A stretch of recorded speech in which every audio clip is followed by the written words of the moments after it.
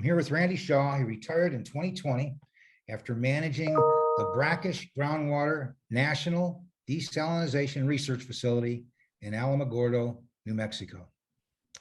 Now, Randy obviously was an interesting career, but when I hear what you are doing now in South Asia and elsewhere, I'm very excited to have the opportunity to talk with you.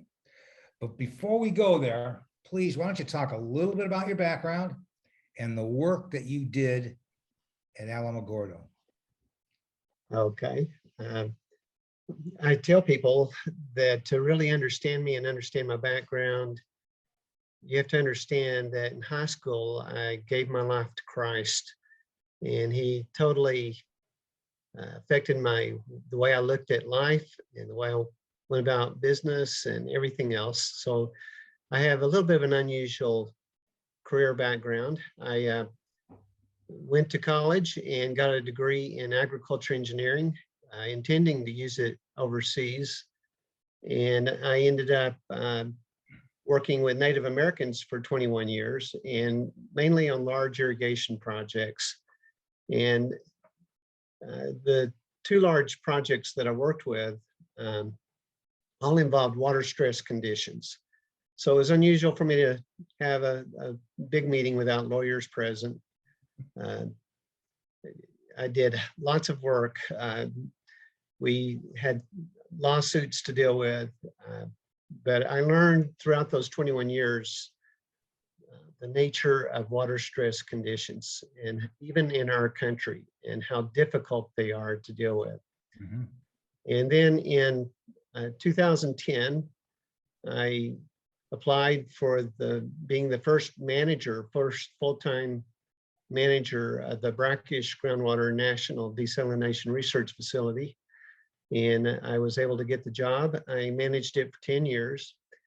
And I told everyone over the course of those years that I went from the fighting side of water to the friendly side. And it involved research, cutting edge technologies that enhanced freshwater supplies. And it's much more pleasant dealing with an abundance of freshwater than it is to deal with freshwater shortages. I'm sure that's true. So great, very interesting career, and the 10 years certainly there, and the 21 years before that with Native Americans, which we've done some work with Native Americans. So now that's a good background, but let's talk about what you're doing now. What you're starting this rapid response fund and so forth. Why don't you talk about what that's for and what you're doing right now? Okay, Frank, through just the circumstances of life or the providence of God, I have become connected with people on the other side of the planet, a group of refugees in one Turkey who fled their country for various reasons and are stuck as refugees in another country and are suffering, and I'm personally connected with them. And I have also connected with a Christian who works in another very difficult country to spread the gospel. All of this happened not by my planning, it just happened. And through the various circumstances, I became connected with a man who's very well connected to some believers in very difficult countries to talk about Jesus. And in some cases, the people live in extremely water-stressed conditions.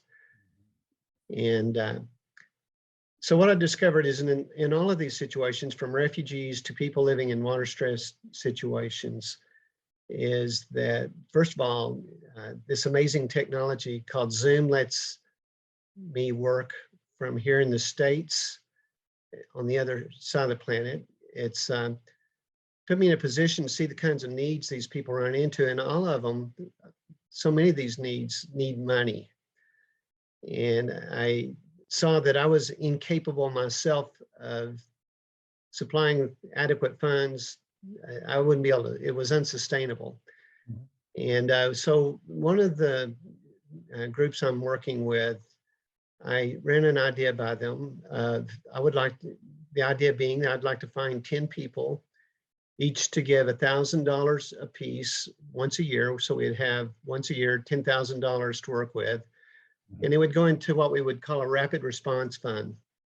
100% of the money would go to non-routine needs that are among 4 different groups that I'm associated with. Everything from widows having their 8 widows having their homes destroyed in a storm and helping repair their homes because of their lack of resources to be able to do it, to putting a well or a water purification technology in a water stressed area in Asia. And so there's some of these refugees that were interviewed, and the government deemed that they were not, they didn't have the qualifications of being refugees, and they want to send them back to their home country, which is devastating for them. And we would like, if possible, to help them out with legal representation to be able to appeal these decisions. So that's the idea behind the Rapid Response Fund, is to help with non-routine needs that come up among these groups. So we're talking here, and we're going to move on to other subjects, but if someone listens to this and they want to contribute to the Rapid Response Fund, what should they do? So Frank, I would say, for starters, have them email me. Okay. And I can give my email address. It's rc1shaw, SHAW, @yahoo.com. Okay. And I'll discuss in more detail what we're doing, and be happy to talk to them. The goal was $10,000. Right now, we have about $5,600 in pledges. One of the things that we found out is that some people were unable to give 1,000; they gave 500.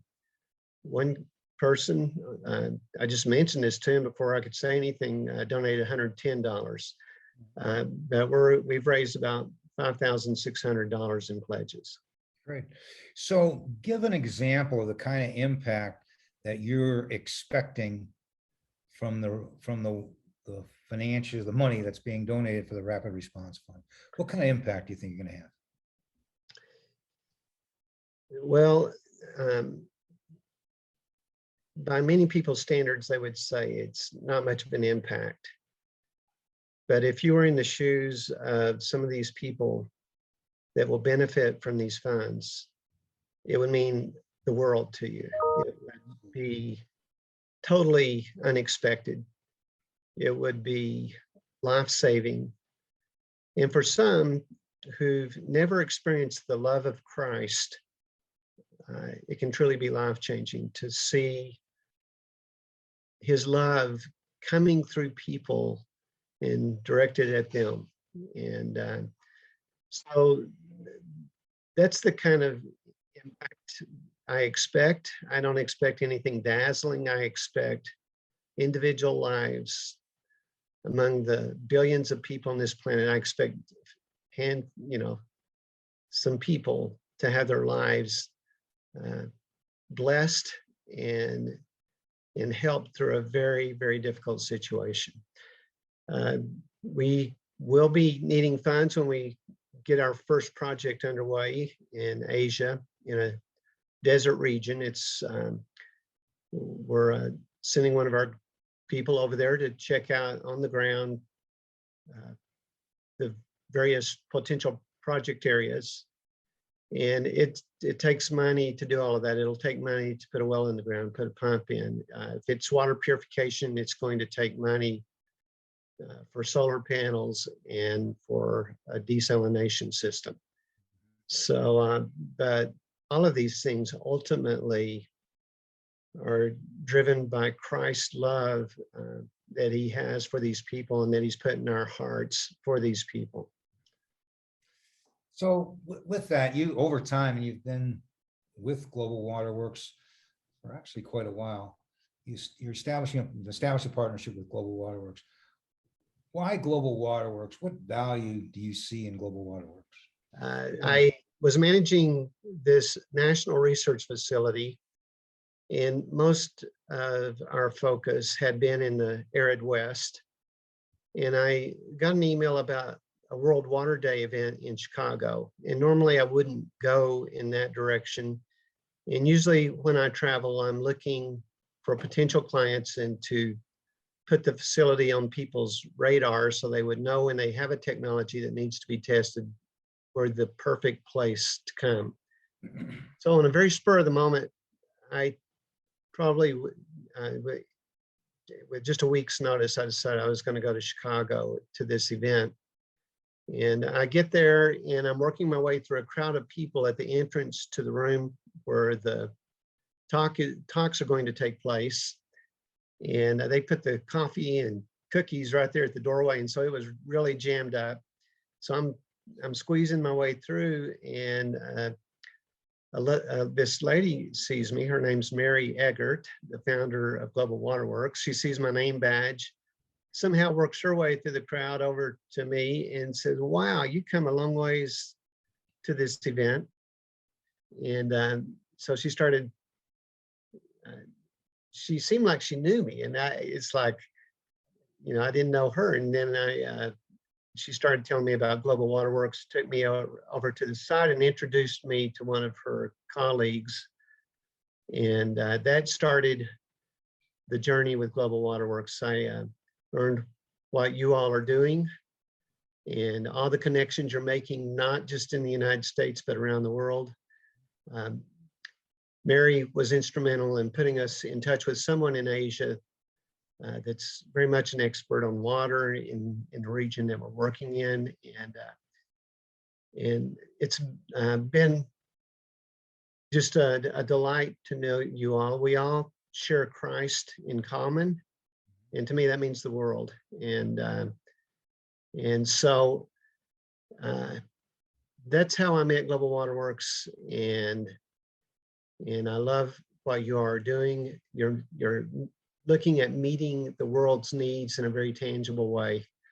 And that's quite an honor to be able to do that. That's great. So back to what you're doing in Rapid Response Fund. So you get the first fund raised, and then you go on an annual basis. How do you see this over the next 5 or 10 years? What does it look like if you're looking back on this 5 years, 5 or 10 years from now? What does it look like to you? So Frank, I'd like to tell you I'm a visionary, and I have all these grandiose ideas of what it'll look like.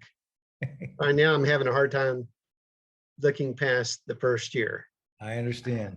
It's been challenging to raise funds, and I keep reminding myself what it's all about, how some poor person and people will be so blessed by these funds. That's what keeps me going. And but I can't honestly say that I can look 5 years into the future and have an elaborate vision for the future. I'm just right now taking it one day at a time.